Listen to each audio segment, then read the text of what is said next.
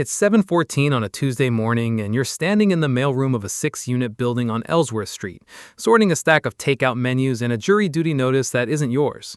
Down the hall, the dryer stops mid-cycle with the same metallic shutter it's had for 2 years. Somebody should really fix that, you think, the way you thought it 40 times before. Then you remember, quietly, the way you always do, that somebody is you. Walt, the building manager, comes through the side door at 7:20 sharp, work jacket zipped to the chin even in September. "Morning," he says. "Dryer's acting up again. I'll get the guy out here." You tell him that sounds good. You've told him that sounds good for 6 years. Walt has never once asked who signs his invoices. He assumes, reasonably, that somewhere above him is a landlord he's never met, a name on a deed he's never bothered to look up. He's not wrong that there's a name on the deed. He's wrong about whose face goes with it. Unit 4 opens and Caleb steps out in a fresh haircut and a jacket that costs more than the rent everyone else in this building actually pays. "Ellsworth's getting expensive, man," he says, nodding at the increased notice Walt taped to the board last week. "Landlord's bleeding us dry." You nod like you agree, because agreeing is easier than explaining that the landlord bleeding him dry made $40 last month after the boiler bill, and you know that because you're the one who paid it. Here's the contradiction. You could tell Caleb, you could tell Walt. You've thought about it, usually right after conversations like this one, usually for about 4 seconds before you let it go. What you can't fully explain, not even to yourself, is why the silence feels less like a secret and more like a room you'd rather not leave. This isn't a story about landlords. It's a story about what happens when you own something and let everyone who lives inside it, including you, keep guessing wrong. It starts 16 years earlier, 2 buildings down from this one, back when Ellsworth Street was cheaper, and so were you. You're 23. The studio's $610 a month, and the mattress is on the floor because a frame felt like a purchase for a version of you that hadn't shown up yet. Payday is Thursday. You open the app before your feet hit the ground. $1,760. Rent takes $610. Renter's insurance takes $18. The car needs an oil change you've pushed off for a month. What's left has to cover 11 days. And it does. Barely. The way it always barely does. Your mother calls that Sunday. She doesn't ask how the apartment is. She asks if you're saving anything. You tell her you will once things calm down. Things don't calm down, she says, not unkindly. You just get better at the chaos. You don't think about that sentence again for 2 years. It stays somewhere, anyway. The following Monday on your lunch break, for reasons you can't fully account for, you open a savings account and name it nothing, just one. You fund it with $35, money that was supposed to go toward a haircut you keep postponing.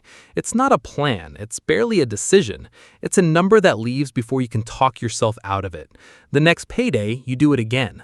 By December, the account holds $410. You check it more than you'd like to admit, not because it's growing fast, but because it's the only number in your life that only moves one direction. There's a specific tired that comes with being 23 and broke, the kind that never makes it into a movie, doing math in the cereal aisle quietly before the register. $4.29 for the bread you want, $2.59 for the one you get instead. Nobody watches you put it back. That's the part nobody films. 2 years pass the way most years do, without a single day that feels like a turning point. You get a raise, $2,600 a year, delivered in an email you read twice standing at the sink. You do the boring thing before the money ever reaches your checking account. You raise a transfer by exactly the amount of the raise. $70 a paycheck becomes $115. You never see the difference because you never let yourself see it. Caleb, who lives 2 doors down that year, gets a similar bump and leases a car the following week. You don't judge him for it. He's not reckless. He likes the car. For a while, it makes him happy pulling into the lot. There's a woman named Ruth who manages the building you're renting in then, closing in on 65, the kind of person who's held a ring of keys longer than you've been an adult.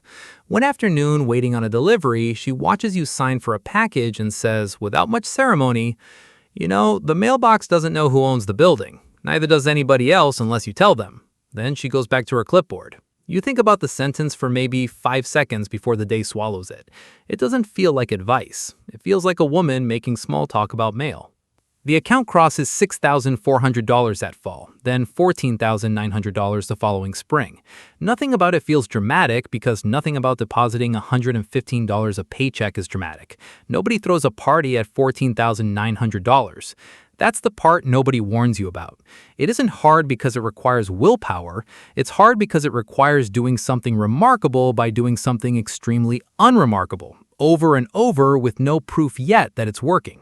By 27, the number is $41,000, and something starts happening to it that has nothing to do with what you're putting in. The growth line, small at first, starts sitting next to your contributions on the same statement, looking less like a rounding error and more like a second income that never clocks in. At 28, you find a listing that isn't supposed to work. A rundown 6-unit building on Ellsworth, the kind that scares off buyers because the boiler is original and the roof has maybe 6 years left in it. The seller wants $412,000. A mortgage broker tells you the down payment, closing costs, and reserve fund come out to $91,000. You have $89,000. The math is close enough to hurt. There's another version of that spring where you take the easier road, a bright move-in ready condo across town for $260,000, something you could live in and be proud to show people. You sit with both numbers for 4 days. The condo makes you the owner of one nice thing everyone can see. Ellsworth makes you the quiet owner of 6 units nobody has to know about, run through an LLC with your name nowhere on the door. You pick Ellsworth, you form the LLC the following week, and hire Walt, who's managed buildings for 20 years and has never once cared who's behind the paperwork, only that the check's clear. You move into Unit 6 like any other tenant, sign a lease with your own company, and start paying rent to yourself.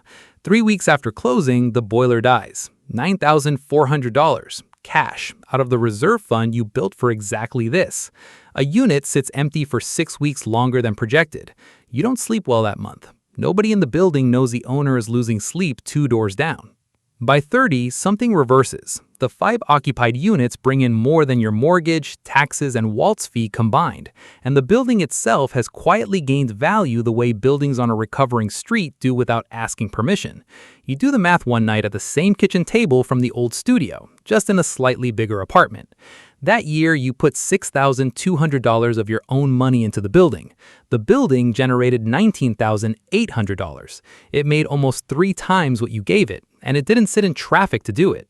That winter, the roof finally goes, the way roof's replacement warned you it eventually would. $22,000, paid same day from the reserve fund, followed by a mildly annoyed call about scheduling. 3 years earlier, that number would have required a plan, a loan, a bad month. Now it requires a transfer and nothing else. The emergency doesn't feel like an emergency. It feels like an inconvenience with a receipt. Preston, a friend from your old office, buys a house that year that turns heads on his street. 4 bedrooms, a circular driveway, the kind of place people photograph outside of. At a cookout that August, 2 beers in, he mentions, almost as a joke, that a slow quarter nearly meant missing the mortgage. He laughs when he says it. You don't laugh. You just nod. You don't feel superior. It's closer to recognition. The understanding that 2 people can look completely different on paper and be standing on completely different ground, and nobody at the cookout could tell which one of you is which. Ruth retires that spring, 3 days before her birthday, the kind of low-key send-off buildings like this one throw. A cake, a card everyone signs. On her way out, box balanced on one hip, she stops by the mailroom where you're sorting your own mail like everybody else. Still keeping quiet about Ellsworth? She asks. You tell her you are. She nods like that answers a question she'd been asking for years without saying it out loud, and doesn't push further. She doesn't need to. At 33, a broker calls with an offer for the building, 22% over what you'd have guessed. Cash, 30-day close. You sit with it for 4 days, the way you sat with the condo years earlier. Selling would mean an ending everyone could finally see. Keeping it means staying exactly where you are, invisible, for the version of the story that only you get to read. You turn it down, not because the number is wrong, because you understand now exactly what it compounds into if you leave it alone. Mara, who you've been seeing for 2 years by then, notices before you say anything. She's known you long enough to remember the version of you that flinched at a $60 dinner. One night on the couch in Unit 6, she asks, half joking, why the owner of a whole building still splits a pizza with her. Because, you finally tell her. The LLC, the deed, the 6 years of Walt never asking. Living here isn't about the money anymore, you tell her. It stopped being about the money a while ago. It turned into a kind of boundary, proof that you get to decide what your life looks like instead of a number, or somebody else's opinion of that number deciding for you. She doesn't fully get it that night. She gets it 4 months later when her contract ends early, and for the first time in her adult life, a bad month doesn't become a crisis because the building can absorb the gap without either of you discussing it twice. Somewhere around then, you stop telling people things are going well because some people can't quite hear it when you do. An old friend hits a rough stretch with rent, and you help quietly. A number that would have wrecked you at 23 barely moves the reserve fund now. Something in the friendship shifts afterward anyway. He gets quieter, you get more careful about what you mention. Caleb, still 2 doors down, still leasing something new every few years, asks one Friday, not unkindly, how you always seem so calm about money. You don't have a clean answer. You've thought about explaining the 16 years of $35 and $70 and $115, the condo you didn't buy, the offer you turned down. It sounds, even to you, like a story that needs more patience than a hallway conversation allows. There's a specific quiet that comes with this stage nobody mentions at the start. It isn't loneliness exactly. It's standing slightly outside a conversation you used to be fully inside, not because you changed how you talk to people, but because the math underneath your life stopped matching theirs.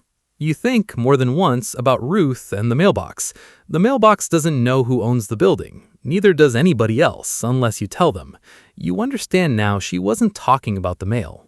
It's 7:14 on a Tuesday morning, years later, and you're standing in the same mailroom sorting a stack of takeout menus that still somehow includes a jury duty notice that isn't yours. The dryer stops mid-cycle.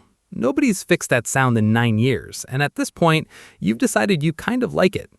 Caleb isn't in the hallway this particular morning, but somebody like him is, in Unit 4, complaining about the rent to whoever will listen.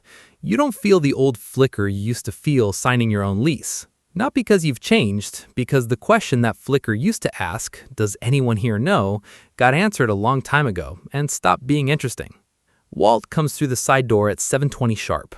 Morning, he says. Dryer's at it again. You tell him that sounds good, the way you have for 9 years, in a building that would surprise every single person in this mailroom if they knew whose name was actually on the deed.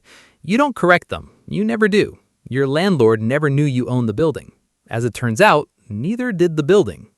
If this story made you think differently about what it actually means to own something quietly, hit like and subscribe for more stories like this one. And I'm curious, would you have taken the condo or the building on Ellsworth? Let me know in the comments. Thanks for watching, and I'll see you in the next one.